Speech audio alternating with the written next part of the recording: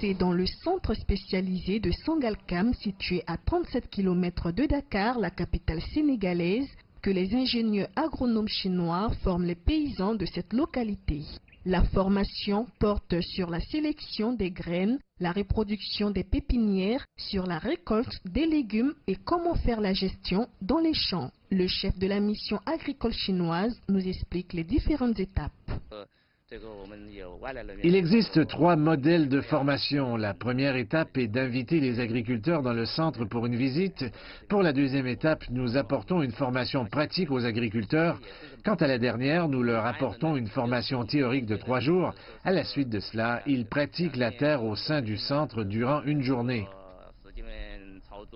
Depuis 2016, Sangalkam bénéficie de l'expertise agricole chinoise et 3500 de ses agriculteurs ont été formés jusqu'à ce jour. Cette nouvelle équipe d'experts chinois est la 6e du genre et est composée de 13 ingénieurs agronomes, dont 7 spécialisés en culture légumière et 6 en riziculture. Ici à Sangalkam, en ce qui concerne les productions légumières, et l'autre base se trouve à Podor, à Guia, pour le développement de la riziculture.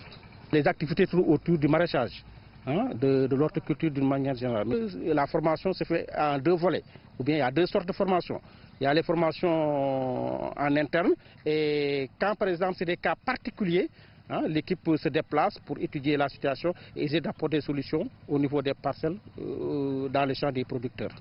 L'agriculture au Sénégal est un secteur marqué par un certain nombre de contraintes écologiques, notamment la salinité, l'acidification, l'érosion éolienne et la semi-aridité des sols qui menacent le secteur agricole. Grâce à l'expertise chinoise, en l'espace de 3 ans, ces sols appauvris sont devenus cultivables.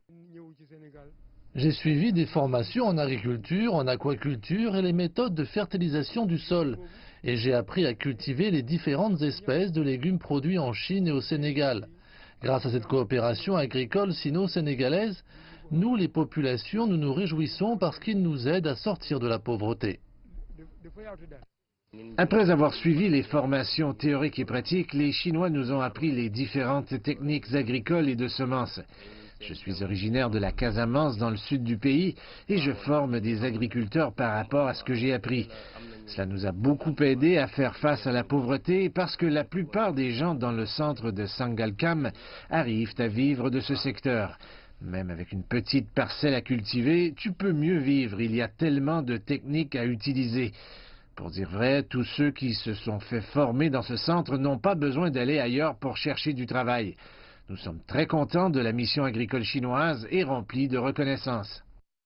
Le centre spécialisé de Sangalkam au Sénégal associe diverses cultures, à savoir les aubergines, les concombres, le chou blanc, les choux paumés, les haricots verts, les piments, la tomate et bien d'autres cultures dont les produits pourraient bientôt rivaliser avec ceux des autres régions sur les différents marchés de Dakar. Beaucoup espèrent ici au Sénégal que la coopération sino-sénégalaise dans le domaine agricole permettra de lutter efficacement contre la pauvreté dans le pays et pourrait permettre d'aboutir à l'autosuffisance alimentaire d'ici 2020.